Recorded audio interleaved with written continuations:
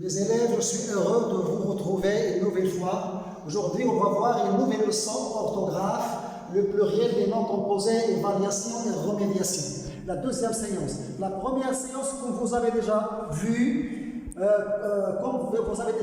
était présentée par notre jeune collègue, monsieur Mouja Mohamed, que je remercie infiniment. Aujourd'hui, on passe maintenant à la leçon.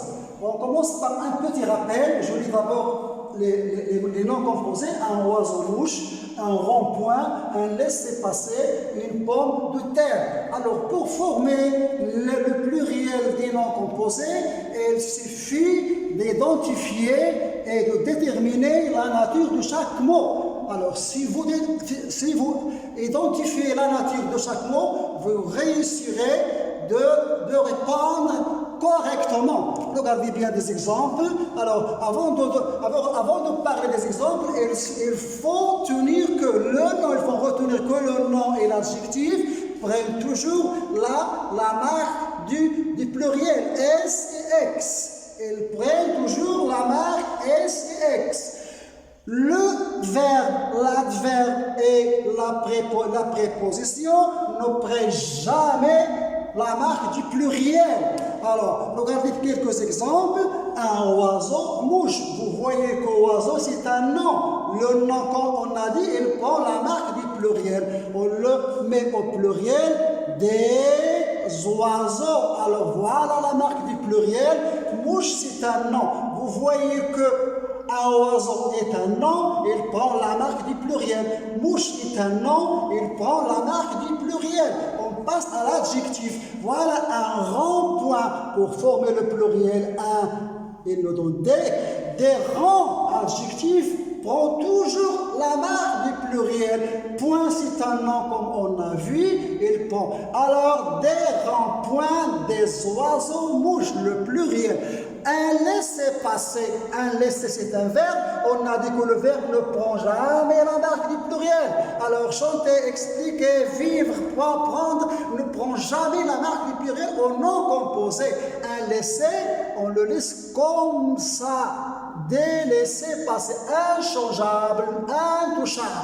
Une pomme de terre, une pomme de terre. Regardez, le premier élément est composé d'un nom. Alors le premier nom toujours prend S. Voilà la marque du pluriel, des pommes.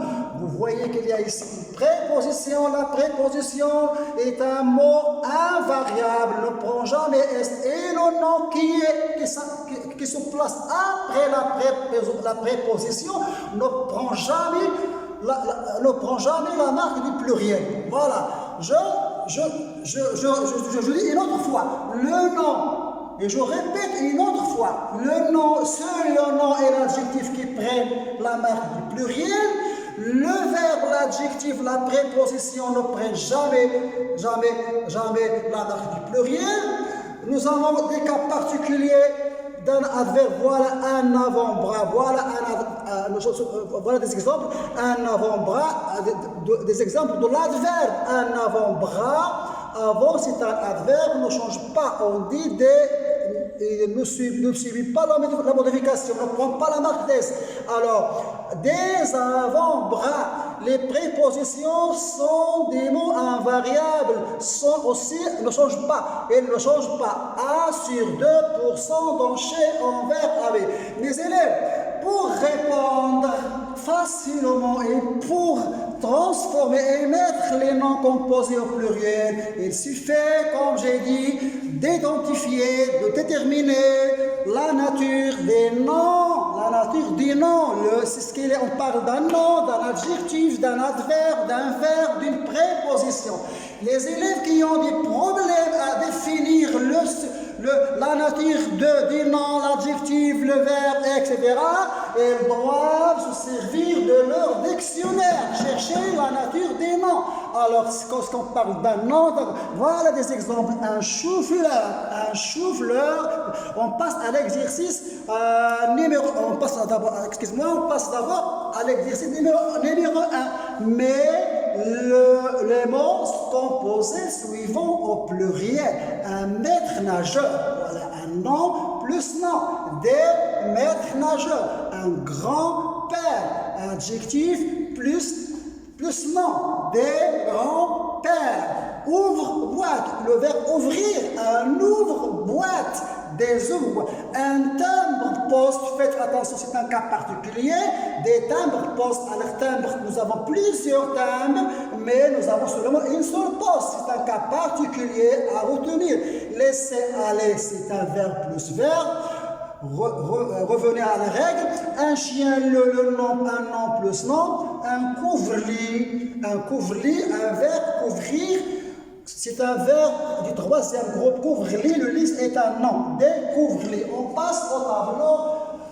Au deuxième exercice, complète le tableau suivant en mettant les mots composés au pluriel. Alors, identifiez, essayez de chercher dans votre dictionnaire la nature des mots qui sont difficiles. Et un chou-fleur, un rond-point, un tire-bouchon, un gars, un porte-bagages, une pomme de terre, un rouge-gorge, un fer à repasser, un oiseau-mouche, un porte-bagages, un laissez-passer, un sac à dos, un porte-manteau, un beau-frère, un va-et-vient, un wagon-restaurant, un arc-en-ciel, un porte-monnaie, une carte postale, un coffre-fort. Mes élèves, votre leçon touche à sa fin.